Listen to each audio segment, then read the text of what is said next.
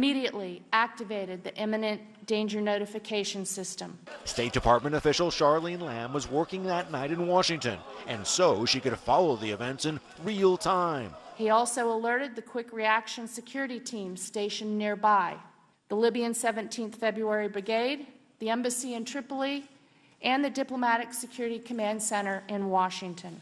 Back here in the main residence, the special agent, reportedly David Ubben, comes here and gets Ambassador Stevens from his bedroom and brings him, along with Sean Smith, to this room in the safe haven. Really, aside from some medicine and other supplies, a big, dark, windowless closet. And then, outside, a locked gate. Hope for security. Ubben radios the others in the compound to say they are fine. The other security agents are scrambling amidst the gunfire and explosions, gathering up their machine guns, body armor, and ammunition from the other buildings. As two of them head back to the main residence, they're cut off by a large group of armed men. They decide to go back and barricade themselves in. At this point, there are 7 Americans at 3 different locations. Ambassador Stevens and 2 others in the main residence, 2 special agents at the second residence and cafeteria, and then here in the Tactical Operations Center, 2 more agents. Attackers all around. One group penetrates the small residence. The attackers, however, don't get to the agents, and they eventually leave. Inside the main residence, it is a different story. Attackers come in here and they ransack the place, and then they go for the locked gate. They look inside. It's dark. They can't see anything. And then they try the lock. They can't open it up. Inside, Agent Ubben has got a gun trained on them, ready to shoot if need be. But, as Lieutenant Colonel Andrew Wood says, the safe haven is only safe for a short time. It's a delay for an aggressor, but it has to rely on someone to come in to rescue him as well. That someone, Wood says, might have been his elite site security team, but they've been pulled out of the country. Either way, Stevens, Smith, and Ubben were trapped by diabolical killers who pour diesel fuel around the house, light it, and leave. When we come back, the trapped Americans tried desperately to escape. Before the break, Greg Palcott told you how terrorists overran the U.S. consulate compound in Benghazi, Libya. A handful of Americans caught by surprise, pinned down in 3 different locations. 3 of those people, including Ambassador Chris Stevens, have locked themselves in a so-called safe haven constructed in one of those buildings. The attackers can't break in, so they've set the place ablaze. Once again, from Benghazi, here's Greg Palcott. September 11th, around 10 p.m. The entire safe haven, which takes up part of the first floor of the main residence, is black with thick smoke and fumes. Ambassador Stevens, Sean Smith, and David Ubben move to a bathroom within the safe area, which has a window. They try to open it, but it doesn't help. There's just too much smoke. They drop to the floor, trying to get air, but even down there, they can't breathe. So they decide to leave the safe haven and take their chances with the armed attackers who have taken over the U.S. compound. Fighting the heat and smoke, they find another window grill they can open. This is the window that Special Agent Ubben jimmies open and crawls out of, but Stevens and Smith do not crawl out after him. And so, even though he can barely see, barely breathe, he goes back in. In fact, he goes back in and out several times. He can't find them, and he is overcome with smoke.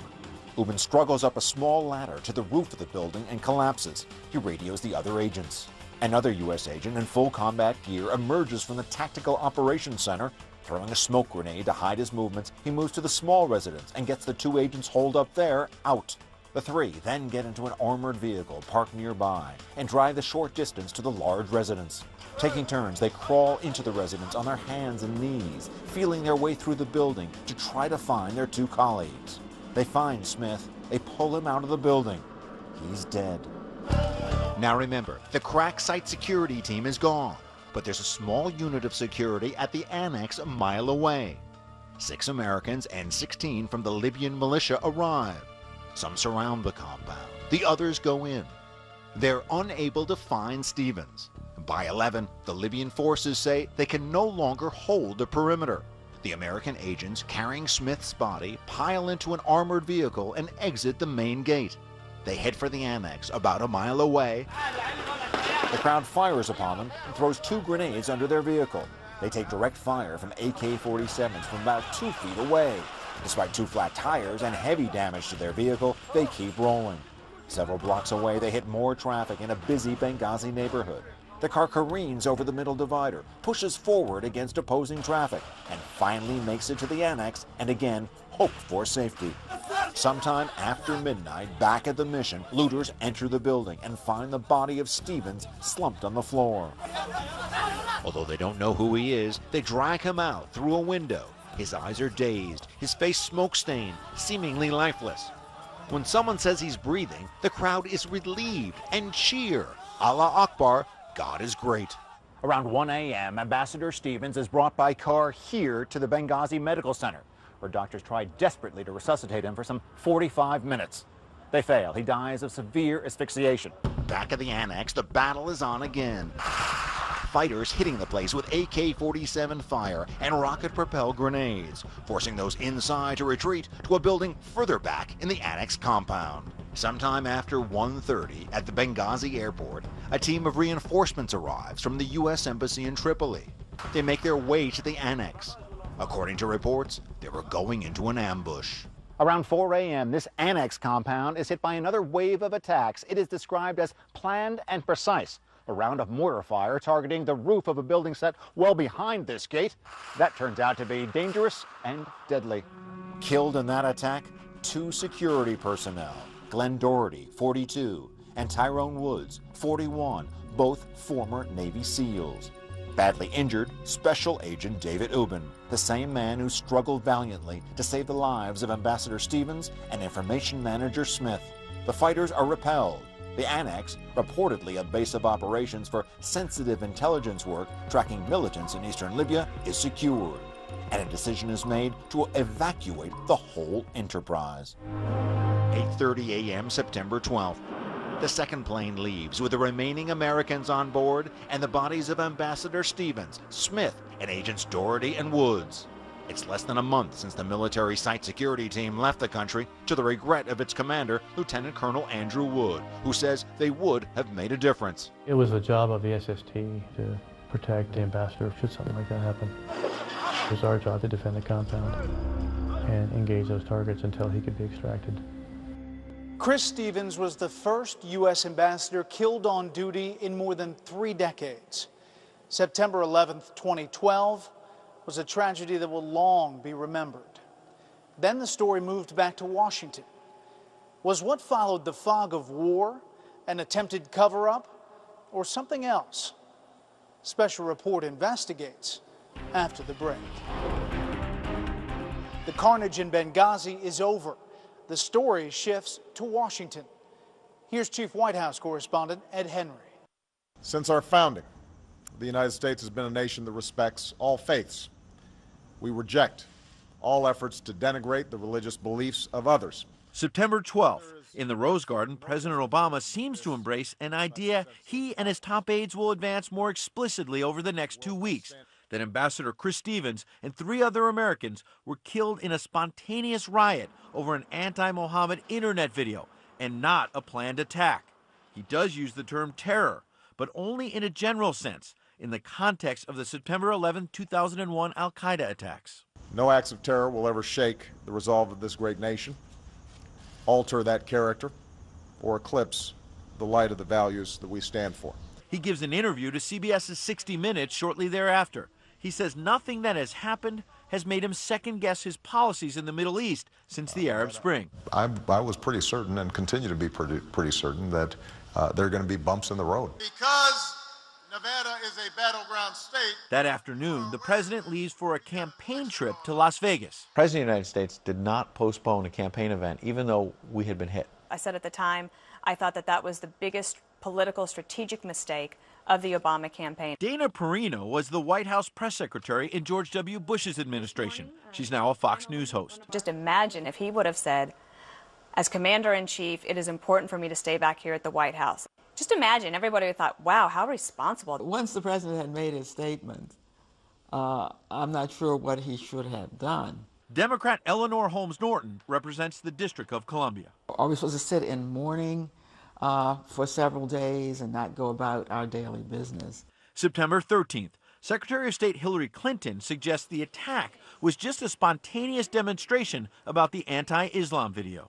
There is no justification, none at all, for responding to this video with violence. Current White House Press Secretary Jay Carney says so flat out the next day. These protests were in reaction to a video. We have no information to suggest that it was a pre-planned attack.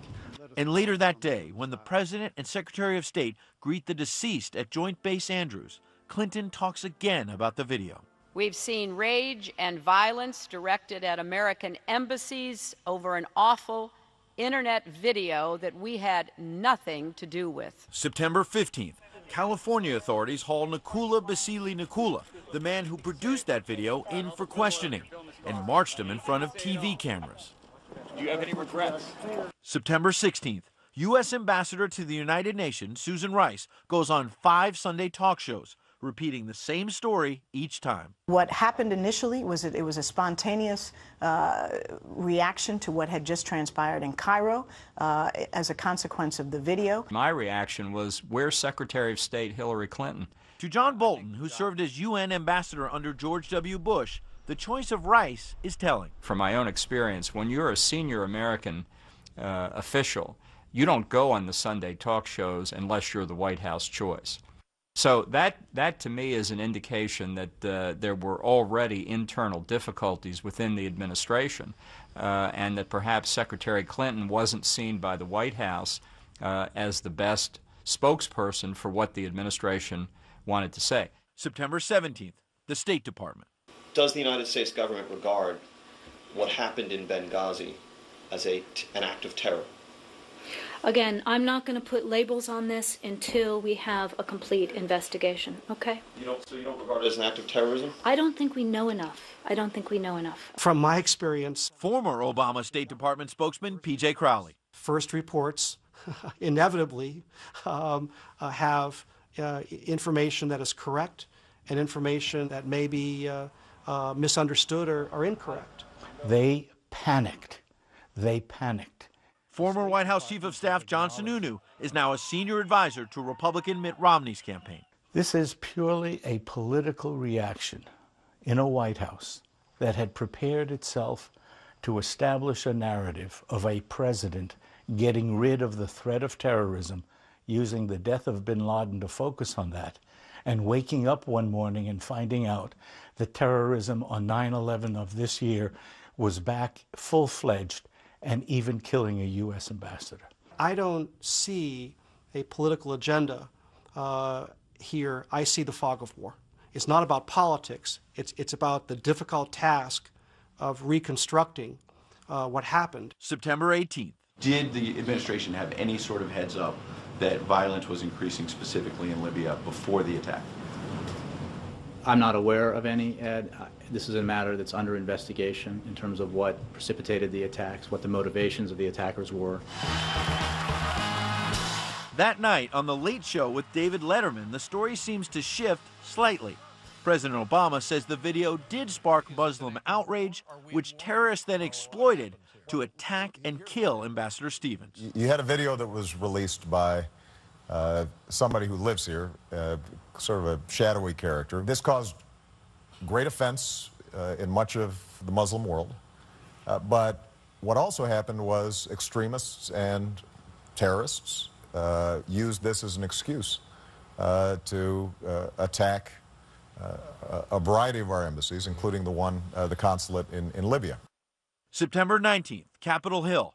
The head of the National Counterterrorism Center testifies and plainly states what most everyone already knows. And I would say yes, they were killed in the course of a terrorist attack on our embassy. September 24th, ABC's The View. There's no doubt that the kind of weapons that were used, the ongoing assault, that it wasn't just a mob action. The next day, September 25th, the president mentions the video 6 times at the United